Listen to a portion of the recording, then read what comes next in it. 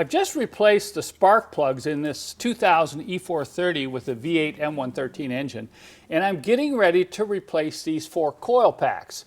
You have to remove the coil packs to replace the spark plugs. So you have a huge problem. Now, each one of these coils is held to the valve cover with this bolt. And from the comments I've received from my own customers, as well as some of the posts I've seen on some of the forums, it appears that a lot of people have a big problem with these bolts. There are too many cases, apparently, where people are stripping out the soft threads in these valve covers when they over-tighten these bolts. Now, let me show you a few tips that I use. I'm going to show you the type of torque wrench I like, plus what you can do if you don't have a torque wrench.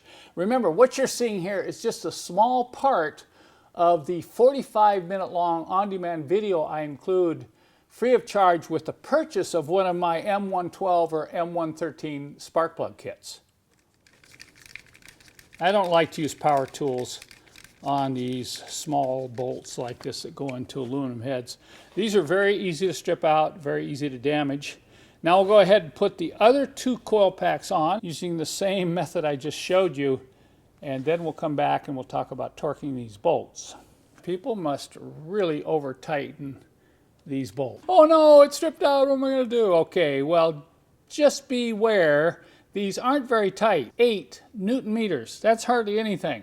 Now I have a couple of torque wrenches in my toolbox. This is called the beam style torque wrench, and this is the click stop torque wrench.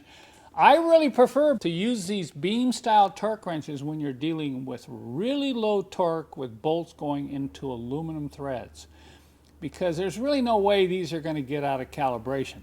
So if you use one of these, by the way, we do carry this on my website, you're going to just put this in the torques and you're going to watch. This is the scale. It's going to come almost up to here before we hit 8. Okay, we're at 5, 6, 7, and there's 8 right there, just like that. Smoothly to 8.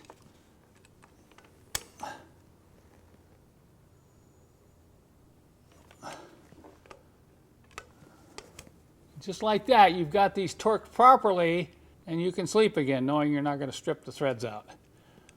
Now, let's say you don't have a torque wrench. Still can be done, but what I'm going to warn you is don't use a ratchet wrench to tighten these down. That's the way to over torque them. What you want is a nut driver. Put your T30 torques on there, and let's test this. See, I've got all these set at 8 Newton meters. I'm going to see how tight this is when I tighten it by hand. One hand, not 2. That's just about as tight as I can get it with one hand, and watch me back off. So if you run it down and get it just about as tight as you get it with just one hand on a nut driver, now let's see how many Newton meters we got. Well, I'm at about 6.5, so I didn't quite get it tight enough. But at least 6 is better than 10. And using thread locker, it's not going to come out.